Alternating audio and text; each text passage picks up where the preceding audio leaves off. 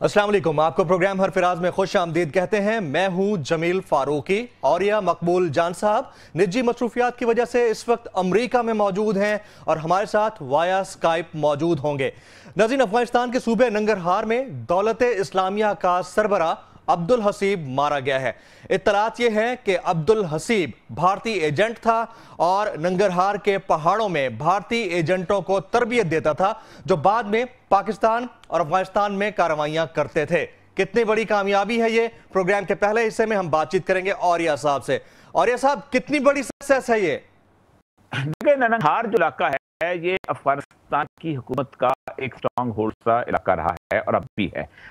असल में हुआ यह है कि तालिबान जो है वो कंसोलिडेट कर रहे हैं सिर्फ अफगानिस्तान के अंदर अपनी पावर को। उस पावर को शेड करने के लिए मुख्तलिफ किस्म के हरबे इस्तेमाल किए जाते हैं, जिनमें एक हरबा सबसे बड़ा यह था कि आज से 2 साल पहले सईद खान जो था उसको वहां से अलहदा करके उसको तालिबान के मुकाबले में वहां पर उसका दाइश का या IS का सरबराह बनाया गया और एक नारा लगाया गया कि सिर्फ अफगानिस्तान के अंदर ये खिलाफत की मूवमेंट नहीं चलनी चाहिए। खिलाफत तो मुसलमानों की एक होती है और चूंकि अबू बकर अल बगदादी वहाँ खलीफा बन चुका हुआ है और अफगानिस्तान में मुल्ला उमर की हुकूमत नहीं है, तो इसलिए हम बायत को खत्म करके अबू बकर बगदादी की बायत करते हैं। ये बुनियादी तौर पर मसला यह था कि अफगानिस्तान के जो सिनेरियो है उसके अंदर नंबर 1 काम तो ये होगा कि तालिबान की ताकत डिवाइड हो जाएगी और जब तालिबान की ताकत डिवाइड होगी तो अमेरिका जो है और अफगान गवर्नमेंट जो है वो उसका कंट्रोल ज्यादा आ जाएगा। ठीक। दूसरा यह था कि केरला एक रियासत है जिसमें 25% मुसलमान हैं इंडिया के अंदर। सबसे ज्यादा मुसलमान जो है वो केरला की रियासत में। ये जो हसीब मारा गया ये केरला का था और इसके साथ 25 के करीब जो लोग थे वो भी केरला से वहां आए हुए थे। अब मसला यह है कि वहां कैसे पहुंचे, किस तरह, एक बहुत बड़ी कहानी है। आप खुद सोचें कि नंगरहार वो इलाका है कि जहां पाकिस्तान के TTP का भी एक किस्म का स्ट्रांग होल्ड है। मुल्ला फजलुल्लाह जो है वो भी उसी इलाके के अंदर है और ये इलाका जो है ये खासा जिसे कहते हैं माउंटेनियस है और तालिबान जो है इसके इर्द गिर्द तो हैं लेकिन यहां तक नहीं पहुंच सके क्योंकि इन्होंने आगे अभी अपने आप को एक्सटेंड करने की कोशिश की थी पख्तिका और गजनी के इलाके में, लेकिन वहां पर ये लोग मारे गए थे। और आपको याद होगा कि सलमान तासीर का जो बेटा है वहीं से निकला था। पख्तिका और गजनी के दरमियान एक छोटी सी जगह है, वहां से वो भागा था और तालिबान की फाइट के साथ। अब यह है कि इसको मारा कैसे गया, किस तरह गया, ये बड़ा डूबियस सी सूरत हाल है क्योंकि ये बेसिकली अमेरिकन क्लेम्स हैं कि हमने इसको मारा। अपने बंदे को क्यों मारेंगे? एक दफा ये होता है कि कभी कभी उसको इसलिए मारा जाता है कि ताकि उसकी एक जो थ्रेट है वो खत्म किया जाए और वो अपना काम जारी रखे। मुझे नहीं समझ आती कि IS जो है ये इंडिया और इजराइल और अमेरिका और ईरान इन सब ने मिलकर वहां बिल्टअप की हुई है जी। आपको कई दफा मैं कहता हूं कि आप देखें ना, ईरान का फॉर एग्जांपल मफाद क्या है IS के खिलाफ? कोई भी नहीं है। क्या मफाद है? IS जो है वहां पर सुन्नी इलाकों के अंदर मौजूद है और सुन्नियों को मार रही है जी। ठीक। वहां पर वो मूसल में है या उसके अंदर किरकुक में है या बाकी जगहों पे है, उन्हीं लोगों को फलूजा में वो मार रही है। सामने इलाके हैं, करबला है, नजफ है, ये इलाके उसमें कोई नहीं लड़ रही। ईरान अपने शाम के अंदर भी वो जिस जगह रक्का के इलाके के अंदर है बिल्कुल उसने अलहदा बशार अल असद के साथ एक समझौता सा किया हुआ है और वो इलाका संभाला हुआ है। बशार की फौजें जो है हलब में भी जा रही हैं, इदलिब में भी जा रही हैं और अमेरिका का भी मफाद पूरा हो रहा है। यहाँ पे अगर तालिबान को आप डिवाइड करते हैं तो ये बुनियादी तौर पर अमेरिका का मफाद हासिल होता है, इंडिया का मफाद हासिल होता है, ईरान का मफाद हासिल होता है और उसके साथ साथ अफगानिस्तान की उस कठपुतली हुकूमत का मफाद हासिल होता है। तो इसलिए मैं नहीं समझता कि हसीब खान का मारा जाना जो है ये किसी के फायदे में होगा क्योंकि एक रेड हुई है, अमेरिका ने कहा है कि मैंने मार दिया है। औरिया साहब, इसके फायदे या नुकसानात के जो मुज़मरात हैं वो तो अपनी जगह पर हैं, लेकिन खुद भारतीय अखबार ये लिख रहा है कि वो भारतीयों को ट्रेनिंग देता था। इसका मतलब है कि जो भारतीय नंगरहार के पहाड़ों में ट्रेनिंग लेते थे वो पाकिस्तान के अंदर आकर या अफगानिस्तान के अंदर आकर कार्रवाई करते थे। उस तरफ की सूरत हाल तो ये है और हम जिंदाल कर रहे हैं। ये दोस्ती निभाना कब बंद करेंगे हम? देखिए, पहली बात तो यह है कि मैंने इंडियन एक्सप्रेस की सारी कहानी पढ़ी है। इंडियन एक्सप्रेस के लिखने वाले को जरा सा भी नहीं पता कि क्या सूरत हाल होती है। वो कहता यह है कि वहां पर अहले हदीस जो है उन्होंने लश्कर तैयबा के जरिए सऊदी अरब से पैसे लेके केरला के अंदर कुछ मदरसे बनाए थे जहां से हसीब पढ़ के निकला था। चलो मान लिया। अब अहले हदीस जो है क्या इंडिया में मौजूद नहीं? कलकत्ता के अंदर अहले हदीसों का बुनियादी सेंटर मौजूद था। बिल्कुल। जो सबसे पहले शेखुल कुल जो होता है ना अहले हदीसों का, वो कलकत्ता में उनका मौजूद है। अब उनको पाकिस्तान आके मदरसा बनवाने की क्या जरूरत थी, वहां मौजूद है। जैसे देवबंद जो है वो इंडिया के अंदर मौजूद है, उनको पाकिस्तान का देवबंद लाने की क्या जरूरत है। बरेली इंडिया के अंदर मौजूद है, पाकिस्तान का बरेली लाने की क्या जरूरत है। शिया जो है लखनऊ में मौजूद है, पाकिस्तान का शिया लाने की, एक तो उन्होंने ये कहा।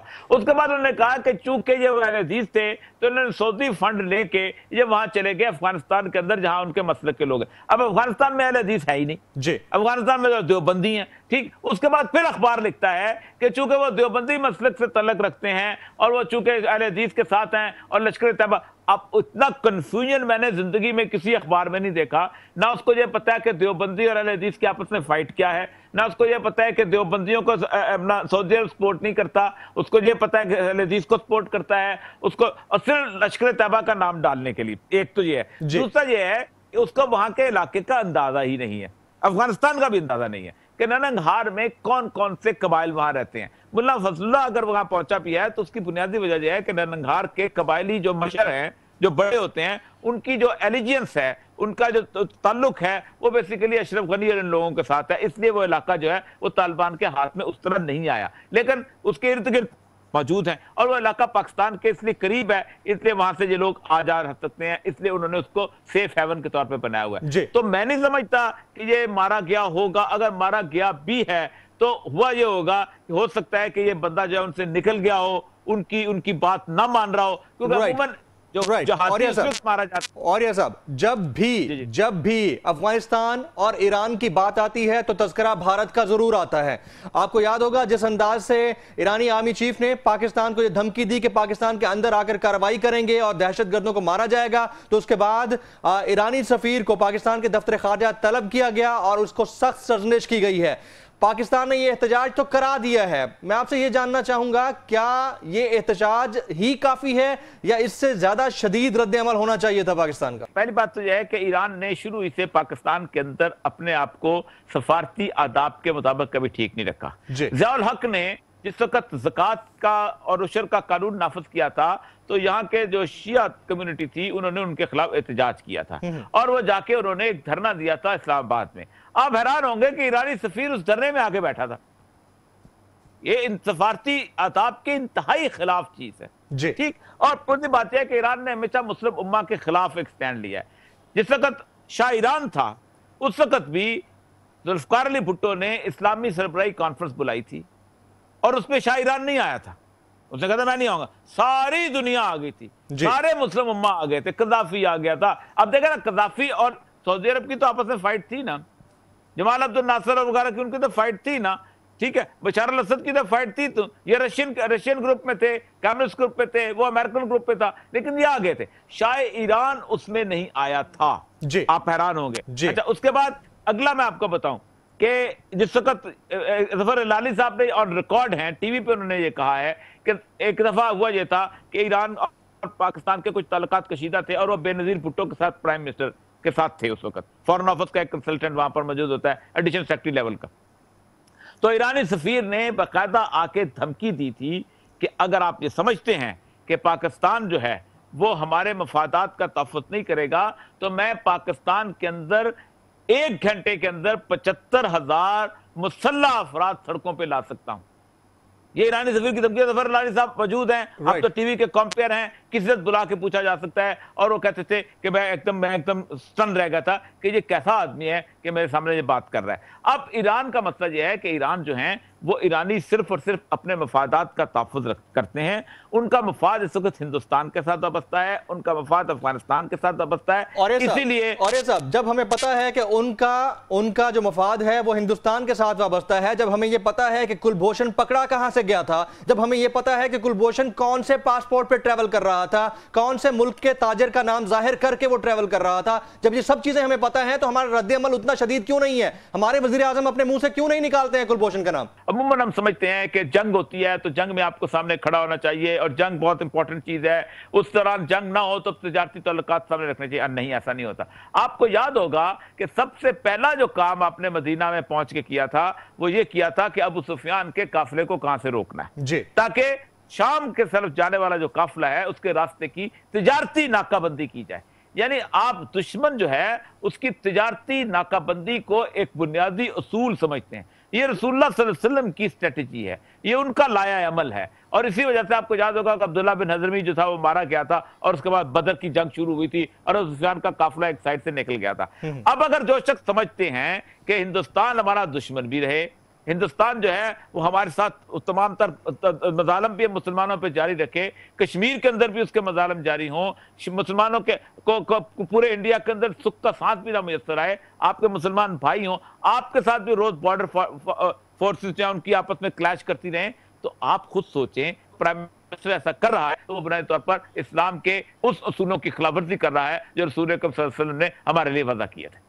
राइट। और ये साहब, क्या पाकिस्तान को भारत और ईरान के मामले पर अपनी खारजा policy, I am repeating it again, खारजा पॉलिसी, अपनी फॉरेन पॉलिसी को रिविजिट करना होगा? और ये साहब, दुनिया कोई मुल्क ऐसा नहीं है कि जो अपनी खारजा पॉलिसी को रिविजिट नहीं करता। ये एक मुस्तकिल अमल है जो कि रहता है। कभी अमेरिका की खारजा पॉलिसी किसी के हक में होती है, उसके बाद उसके खिलाफ हो जाती है। एक तवील अरसा पाकिस्तान के साथ थी, इंडिया के खिलाफ थी, इंडिया रूस के पास था। आज अमेरिका इंडिया का दोस्त है, हमारा उस तरह दोस्त नहीं है, हमारा बल्कि दोस्त नुमा दुश्मन और दुश्मन नुमा दोस्त है। ठीक, तो अमेरिका ने विजिट की। रूस जो है एक जमाने में लड़ने आया था अफगानिस्तान, अब रूस जो है हमारे यहाँ इन्वेस्टमेंट कर रहा है, रूस जो है हमारे यहाँ उसी चाबार उसी अपना जो है गवादर बंदरगाह के ऊपर जा रहा है।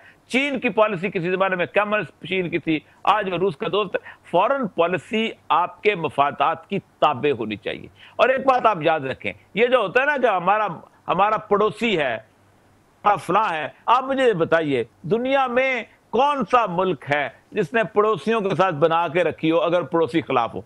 क्या अमेरिका ने क्यूबा के साथ दोस्ती की है कभी जिंदगी के अंदर?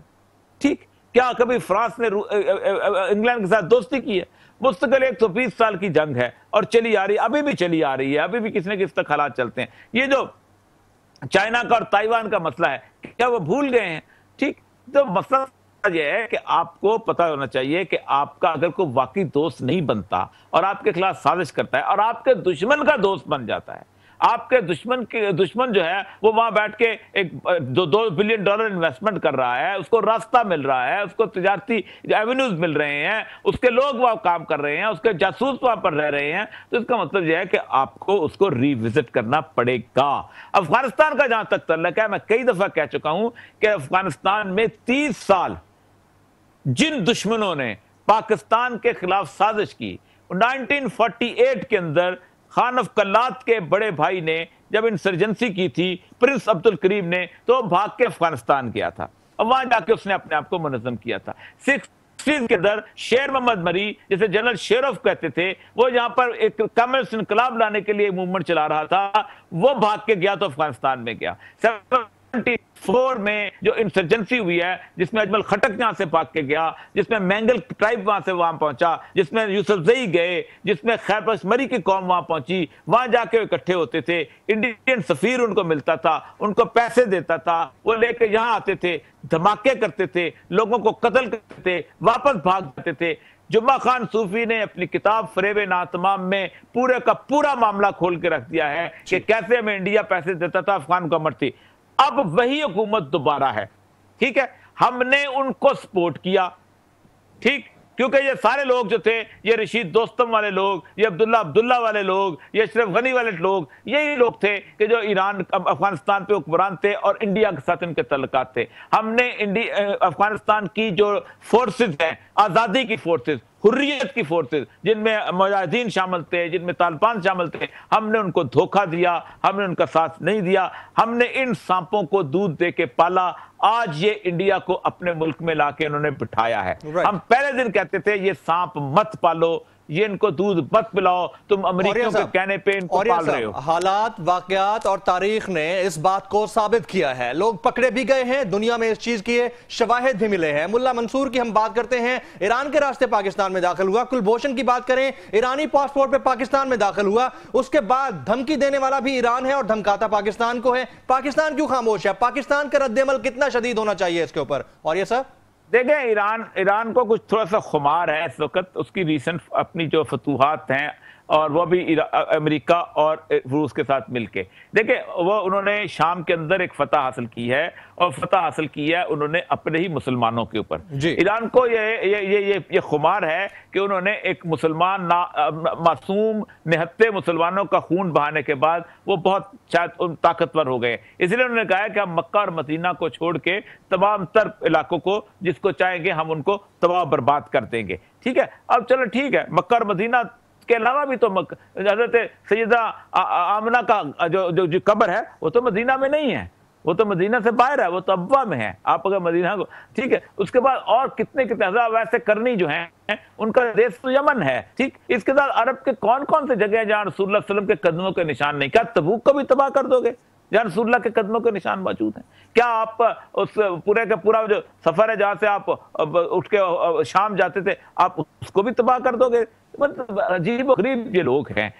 ठीक, मसला सारा ये है कि उनको खुमार चढ़ा हुआ है। राइट, और यह मकबूल जान साहब हमारे साथ मौजूद हैं, और आज के प्रोग्राम के पहले हिस्से में हमने बातचीत की है कि किस अंदाज से इंटरनेशनल फोर्सेस पाकिस्तान के सरहदों के साथ साथ जहां जहां वाक़े हैं वहां पर क्या हालात वाक़यात हो रहे हैं, और पाकिस्तान किस अंदाज से अपना रद्द-ए-अमल दिखा रहा है। नाज़रीन, यहाँ वक्त हुआ एक ब्रेक का। ब्रेक के बाद जब वापस आएंगे तो हम बात करेंगे मरदमशुमारी की। मरदमशुमारी पूरी दुनिया में उमूमी तौर पर होती है, लेकिन पाकिस्तान जैसे मुल्क में उसको सियासी क्यों बना दिया जाता है? एक ब्रेक के बाद।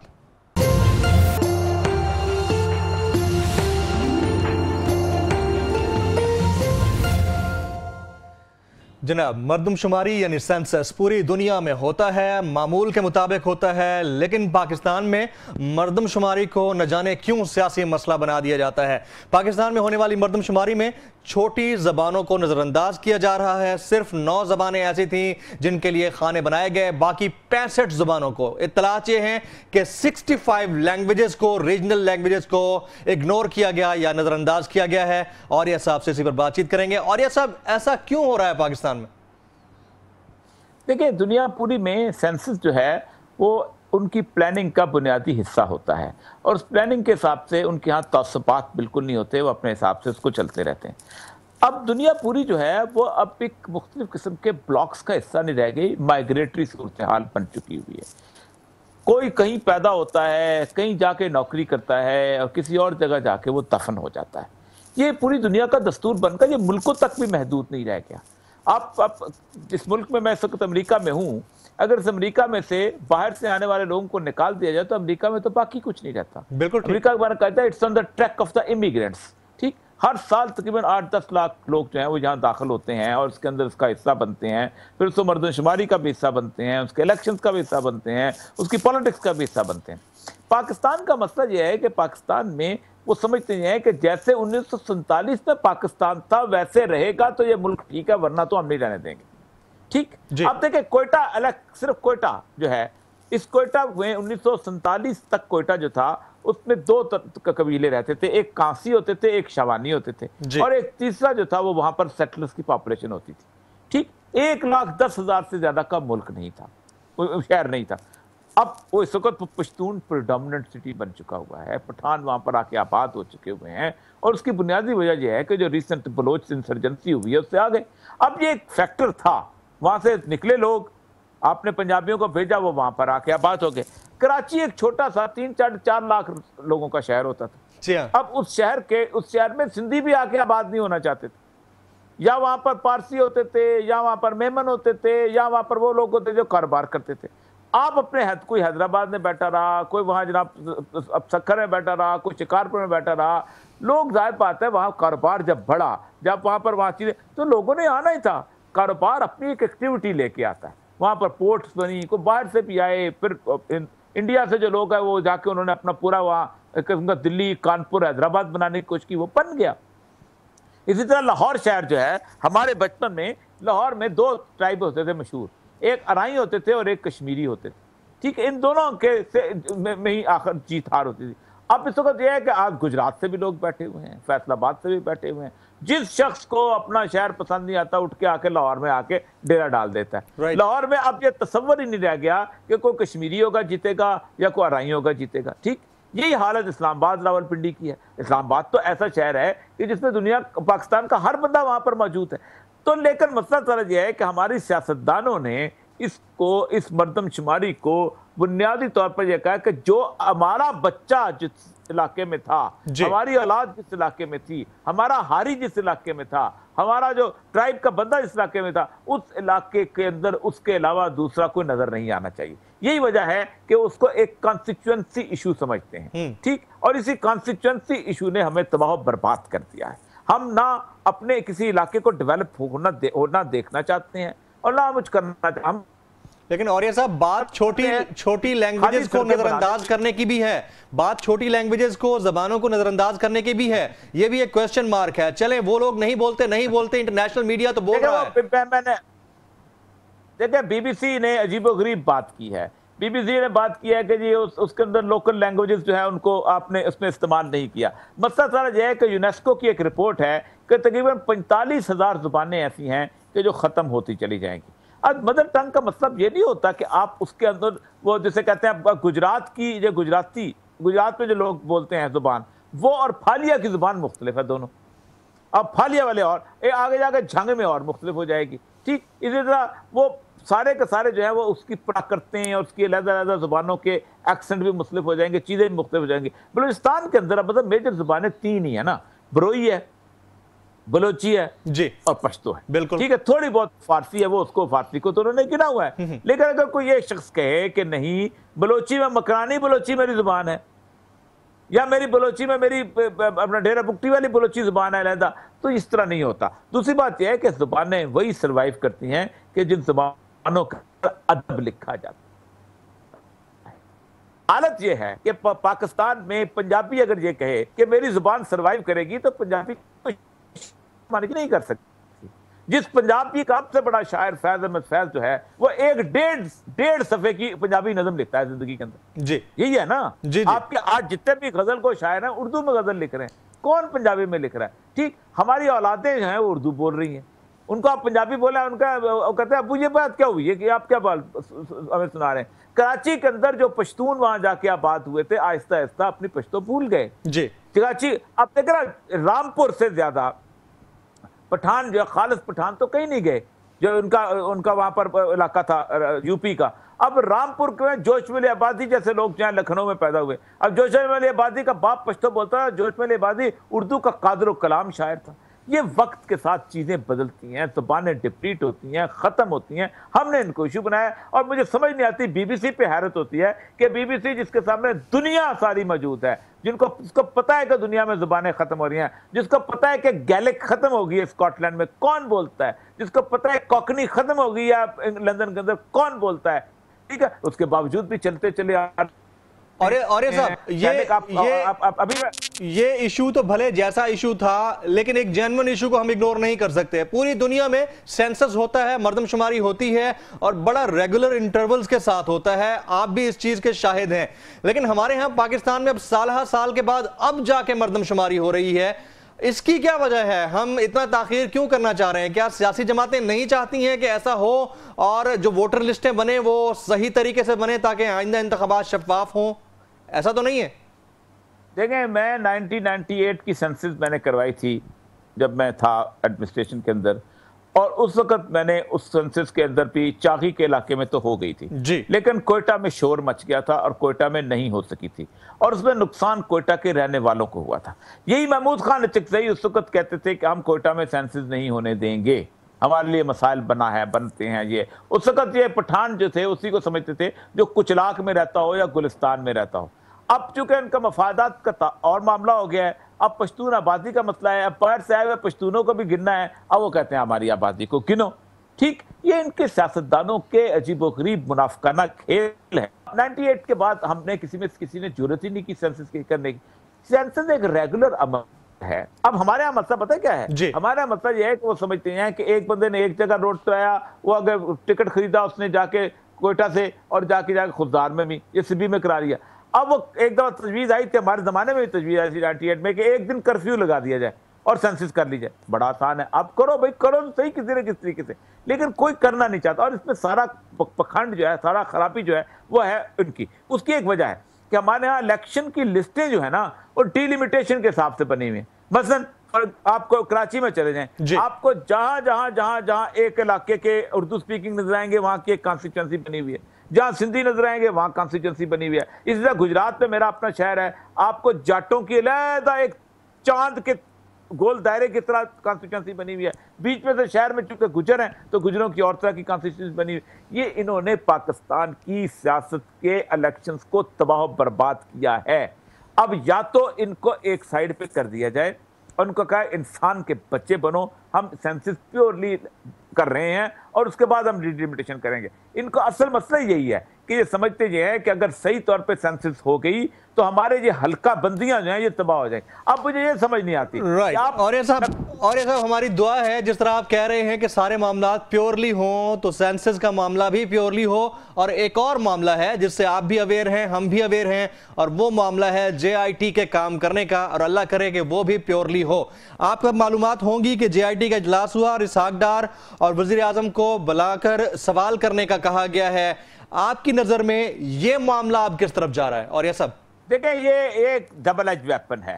पहली बात तो यह है कि इसहाक डार का मामला अगर तो JIT ने अपने पास रखा और वो इन कैमरा हुआ और खामोशी से हो गया तो एक उसके चांसेस ये भी हैं कि वो शायद इस नतीजे में पहुंचा दें कि JIT का जो मसला था ये इसहाक डार साहब ने अंडर डोरस किया था, चूंकि मुशर्रफ का दौर था।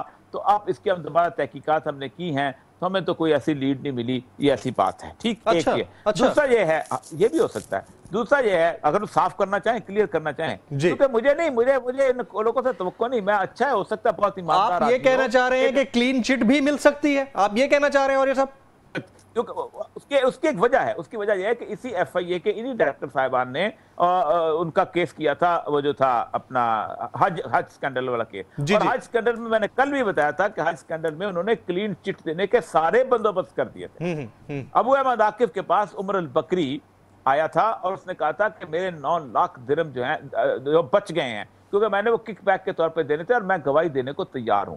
एक लेटर भी इन्होंने नहीं लिखा था उसके डायरेक्टर जनरल हज को कि हमें कुछ सारी चीजें पहुंचा दें। उन्होंने एक अपना PN था और एक जो है ड्राइवर, उसका बयान रिकॉर्ड करके वापस आ गए थे और इन्होंने इसलिए ये किया था कि ताकि कल को अदालत में क्लीन चिट मिल जाए। अगर आज भी वो कहते हैं कि हमने इसहाक डार के जो बयान है उसके मुताबिक हमने कोशिश की और हमें कुछ नहीं मिला, तो इसका मतलब यह है कि वो इसहाक डार वाला बयान भी खत्म हो जाएगा। ठीक, लेकिन मसला सारा यह है कि एक दो धारी तलवार है, ये नवाज शरीफ साहब को यहां से बेल आउट भी कर सकती है और ये नवाज शरीफ साहब को फंसा भी सकती है। लेकिन मुझे कोई तवक्कुत इसलिए ज्यादा नहीं है हो रही हैं, उसकी एक बुनियादी वजह यह है कि हमारे यहाँ अभी तक FIA में या पुलिस में या सरकार में इस तरह के लोग पैदा नहीं हुए कि जो इतने ज्यादा प्रेशर को बर्दाश्त कर सकें और वो जाके इसकी इंडिपेंडेंट तहकीकात। लेकिन और ये सब मेरी क्लैरिटी के लिए, मुझ जैसे एक नाबलद शख्स की क्लैरिटी के लिए तो बताना जरूरी होगा ना कि जब ये कमेटी रिपोर्ट बाकायदगी के साथ, जैसे अभी जो हो रहा है उसकी रिपोर्ट 21 तारीख को दी जाएगी सुप्रीम कोर्ट को, तो उस सूरत में सुप्रीम कोर्ट तमाम मामलात को बड़ा कीनली नहीं देखेगी, तो फिर इब्हाम कैसा है? इब्हाम एक चीज का, 21 तारीख को जो रिपोर्ट पेश होगी वो बताएगी कि JIT किधर जा रही है। अगर 21 तारीख की रिपोर्ट इन कैमरा रही, अगर 21 तारीख की रिपोर्ट जो है वो बिटवीन JIT और सुप्रीम कोर्ट रही जी, और पब्लिक को उसकी चीजें शेयर न की गई जो दुनिया पूरी में शेयर की, क्योंकि ये कोई क्राइम की लीड तो नहीं है, ये कोई दहशतगर्दी का केस तो नहीं है, दहशतगर्द भाग जाएगा। ये तो एक मुजरम का केस है, उसके मुजरम की अगर चीजें ना पेश की गई, पता ना चला, तो फिर तो हमें शक पड़ सकता है कि कल को कुछ भी हो सकता है। ठीक, लेकिन अगर सुप्रीम कोर्ट ने उसको इन कैमरा कर दिया और ये रिपोर्ट जो है वो लिफाफे में बंद होकर सुप्रीम कोर्ट के जज साहबान के पास गई, उन्होंने देखी और उनका अच्छा काम जारी रखो, तो फिर कुछ भी हो सकता है। मतलब चांसेस यही हैं कि 5 साल इसका नवाज गवर्नमेंट पूरे करने जा रही है, चांसेस यही हैं?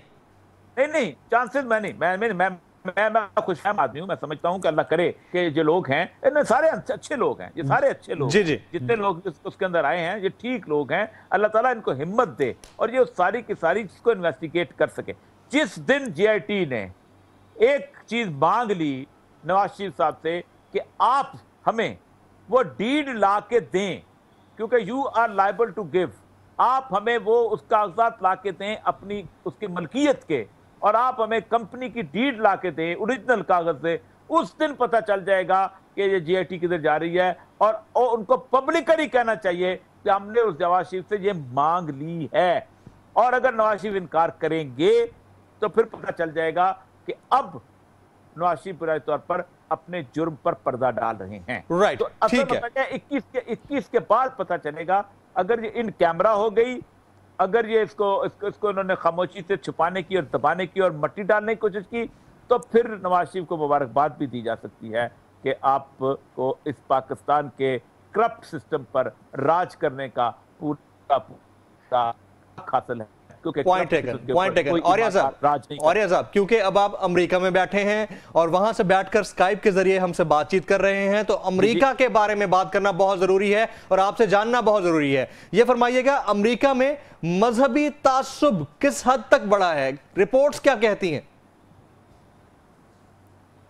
देखिए, केयर एक ऑर्गेनाइजेशन है, उन्होंने पिछले दिनों रिपोर्ट शाया की है, और उसके साथ साथ एक इनकी यहाँ पर यहूदियों की तंजीम है बनी अल बात। अच्छा। तो वो कहते हैं एंटी डिफेमेशन लीग। उन्होंने ये कहा है कि 2015 के मुकाबले में 2016 में एटलीस्ट 40% ज्यादा यहाँ पर मजहबी तअस्सुब जो है वो पड़ा है। ये सिर्फ मुसलमानों के हिसाब से नहीं, ये उसके हिसाब से भी इवन ज्यूज के खिलाफ भी एंटीसेमाइट फीलिंग भी बढ़ी है। अच्छा। और उसकी बुनियादी वजह यह है कि वो एक यहाँ पर एक खास किस्म का ट्रेंड आ गया जो बिजनेस ओरिएंटेड ट्रेंड है। नॉम चॉम्स्की ने पिछले दिनों यहीं पर अमेरिका के अंदर एक बहुत बड़ी वार्निंग जारी की है, और उसने ये कहा है कि अब ये जो है मुल्क ये कारोबारी के हाथ में चला गया है। अब स्टॉक एक्सचेंज जो है उसको मद्देनजर रखा जाएगा, और आम आदमी का वेलफेयर जो है वो अब अमेरिका की एडमिनिस्ट्रेशन का, अमेरिका की एस्टेब्लिशमेंट का खासा नहीं रहेगा। और दूसरी बात यह है कि अमेरिका अगर अब कोई एडवेंचर्स करेगा आउटसाइड द कंट्री, तो वो लीड करेगा उसके बिजनेस कंसर्न्स को, पॉलिटिकल कंसर्न्स को लीड नहीं करेगा।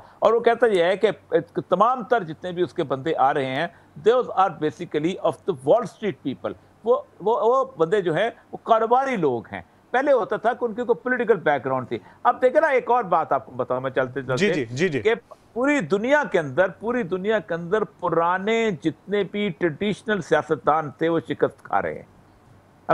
फ्रांस के अंदर जो पुरानी पार्टी थी, उनकी सोशलिस्ट पार्टी थी, और उसकी दूसरी राइट वाली पार्टी थी, शिकस्त खा रही है। ठीक, नए लोग आ रहे हैं। ये अभी जो फ्रांस का सदर आया है, ये बेसिकली रॉथशील्ड एक है जो मशहूर ज्यूश जो बैंकिंग चीज है उसका मुलाजिम रहा हुआ है, और कभी जिंदगी में उसने सियासत में हिस्सा ही नहीं लिया। वह ठीक है, बस चला आ रहा था। इसके मुकाबले में जो खातून है, उसका बाप जो था वो सियासत में खत्म हो गया था, और वो अब दोबारा आई है। और कमाल की बात देखें कि 2 इलेक्शन पहले 21% वोट लिया, दूसरे में 31 तक चले गई है, यानी 10% वोट जो है 2 के दरमियान इजाफा हो गया हुआ है। और अब अगला इलेक्शन जो आ रहा है फ्रांस का, उस फ्रांस के इलेक्शन में हालत ये हो जानी है कि अगर वहां पर जो उनकी जो असेंबली है या उसके अंदर वजीर आजम उसके मुखालिफ आ गया तो मसला खराब हो जाएगा। यही अमेरिका के अंदर है। ट्रंप का कोई पॉलिटिकल कैरियर नहीं था जिंदगी में, ना कभी गवर्नर लगा था, ना कभी सेनेटर लगा था, ना कभी कुछ लगा। लोग जो हैं पुराने 50-100 साल के जितने भी पॉलिटिशियंस थे उससे बेजार हैं। अब पता नहीं नवाज शरीफ जरदारी से कब बेजार रहेंगे और कब यहाँ पर भी कुछ नौजवान क्यादत आएगी। लेकिन दुनिया में ये ट्रेंड चल पड़ा है, और वो इकबाल ने जो कहा था कि पुरानी सियासतगरी ख्वार है, ज़मीन मीर और सुल्तान से बेजार है, ये वाली कैफियत जो है वो अब पुरानी सियासतगरी ख्वार हो रही है। राइट। अच्छा, फ्रांस के कम उम्र सदर के हवाले से आपने बात की है, मुझे ये बताइएगा उनके लिए आने वाले दिनों में उनकी प्रेसिडेंसी में क्या चैलेंजेस उनको दरपेश हो सकते हैं? और ये सब इंटरनेशनली अगर आप सिनेरियो को देखें पहली बात तो यह है कि वहां पर सबसे बड़ा इशू यह है कि वहां पर एक मुसलमानों की साइजेबल पॉपुलेशन, और दूसरी बात यह है कि कन्वर्जन सबसे ज्यादा फ्रांस में होती है। 3 से 4 मुसलमान हर रोज लोग जो है मुसलमान होते हैं वहां पर उस इलाके के। फिर मुसलमानों का सबसे बड़ा मसला यह है कि मुसलमान जो है वो उस तरह पॉपुलेशन प्लानिंग पे अमल नहीं करते जिस तरह के वेस्टर्न दूसरे पे अमल करते हैं। वो तो उनको समझते हैं कि हमें क्या जरूरत है आइंदा जनरेशन को रहने की, इनके बच्चे भी ज्यादा होते हैं इसलिए पॉपुलेशन बढ़ती चली जा रही है। उसके हवाले से सबसे बड़ी बात यह थी कि फ्रांस चूंकि अपने आप को बेसलाइन समझता है, सीड बेड सोसाइटी समझता है जहां से सेकुलरिज्म निकला था, और सेकुलरिज्म ने पूरी दुनिया पे छाए थे, क्योंकि जाहिर बात है वॉल्टियर और रूसो यही दो लोग थे जिन्होंने सेकुलरिज्म लेके आए हैं। वो समझते हैं कि हमें सेकुलर वैल्यूज को आगे बढ़ाना है। उन सेकुलर वैल्यूज की को समझते हैं कि उसका एक इशारा यह है कि हम हिजाब नहीं पहनने देंगे, ठीक है, हम रिलीजियस सिंबल्स को आगे नहीं लेके आएंगे। यहां तक उन्होंने सिखों की पगड़ी पे बंदी लगा दी थी, ये हालत हो गई थी। ये जो सदर है ये उस राइटिस्ट जो लोग हैं उनके मुखालिफ है। अच्छा, ये जरा सा समझता है कि नहीं नहीं उनको करना चाहिए, ये सिंबल को आगे लेना चाहिए। लेकिन जो औरत मुकाबले पे आई है वो बड़ी, जैसे कहता है, सख्त किस्म की वो है और उसने बड़ी तेजी से पॉपुलैरिटी हासिल की है। बिल्कुल ठीक है। आने वाले दिनों में जो इंटरनेशनल सिनेरियो होगा मजीद खुलकर सामने भी आएगा। आप हमारे साथ मौजूद रहे, आपने अमेरिका से वक्त निकाला, हमारे लिए बहुत शुक्रिया आपका। नाज़रीन, अगर आप फीडबैक देना चाहें तो फेसबुक और ट्विटर पर हमें ज्वाइन कर सकते हैं। आज के इस प्रोग्राम से मेजबान जमील फारूकी को इजाजत दीजिएगा।